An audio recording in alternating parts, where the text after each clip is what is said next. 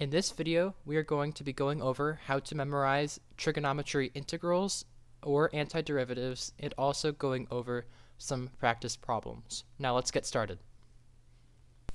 The first trick to memorizing trig integrals is this box right here. We can see that we have secant, secant, and tangent, and cosecant, negative cosecant, and cotangent. Now these relationships here will help us memorize the integrals for the different trig functions that you will see on your quizzes and tests. So if you memorize this one thing here, it'll help you memorize the rest of the double functions and single functions. So using the chart from above, we can determine what the integrals would be for these double functions below. So starting with secant squared, we can see in that first line we have 2 secants, which means the integral will be tangent of x plus c. Second, we have cosecant squared x dx. So we're going to use that second line there where we have cosecant and negative cosecant leading to cotangent, but there's no negative in this double function, which means this is going to be a negative cotangent of x plus c. And now we have secant tangent. We're going to use that top line again where we have secant and tangent, which means there's one left, which would be secant. So we have secant x plus c. And lastly, we have cosecant cotangent of x. So we're going to use that bottom line again, where we will get negative cosecant as our remainder. And that's how you do the double functions using the relationship from above. Another important relationship that you need to memorize is the integral of sine of x and the integral of cosine of x. Now, if you know the derivative of these, just add a negative sign when you're doing the integral.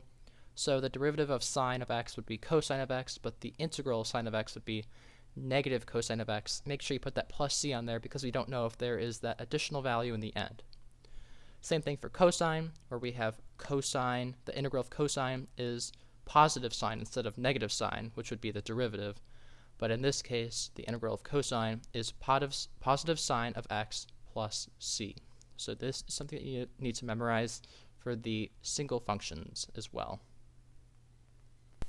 And finally, moving on to the single functions here where we have tangent, cotangent, cosecant, and secant. Now all of these are going to be having a natural log out in front of them, so keep that in mind. So for tangent here, we're going to be using the box in the white again. So we're seeing that it's going to be negative natural log of cosine of x plus c as our integral.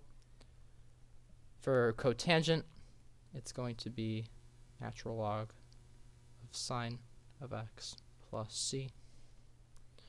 For cosecant, it's going to be negative natural log of cosecant of x plus cotangent of x plus c. And for secant, it's going to be positive natural log of secant x plus tangent x plus c. Now if we were to use the box on the right to verify these answers, we can see on that top relationship, if we were to take the integral of secant, we'd be left with secant tangent, which is true.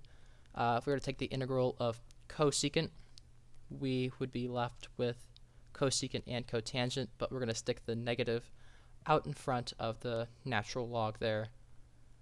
And for cotangent, we're going to have the natural log of sine of x plus c, and that's from our relationship from above. And the integral of tangent, we're going to have the negative natural log of cosine of x plus c. Now these two you're just going to have to memorize from the red box up there, because that is the integral relationship. That is something you just need to memorize. And now moving on to some practice problems to hopefully help you memorize these relationships. So now we're going to be doing these practice problems, starting with number 1. What is the integral of cotangent y? So using the relationship from before, we have the natural log of sine of y plus c. Number 2, we have the negative integral of 4 cosine t dt. So something you can do is bring out the constant or the coefficient. So we have negative 4 cosine of t dt, which that's going to be equal to negative 4 sine t plus c. That will be your final answer for that one. 3, we have negative sine of r. So using that relationship in that red box, we have cosine of r plus c. Now we have secant tangent of z. So using that white box from before, we have secant of z plus c. Now we have 2 cotangent y dy. We're going to bring up that coefficient again, which will help us see that it's just a cotangent function, which means we have to bring in that natural log. So we have 2 natural log of sine of y plus c. And now lastly, we have cosecant, which this is just a basic memorization function.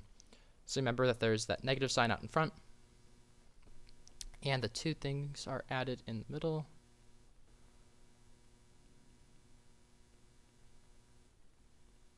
And that is how we do all 6 of these practice problems. And go back and just practice these just to make sure that you have memorized these functions, and make a couple practice problems for yourself just to make sure that you do actually know all of these double functions and single functions and the relationship in the red box and the white box.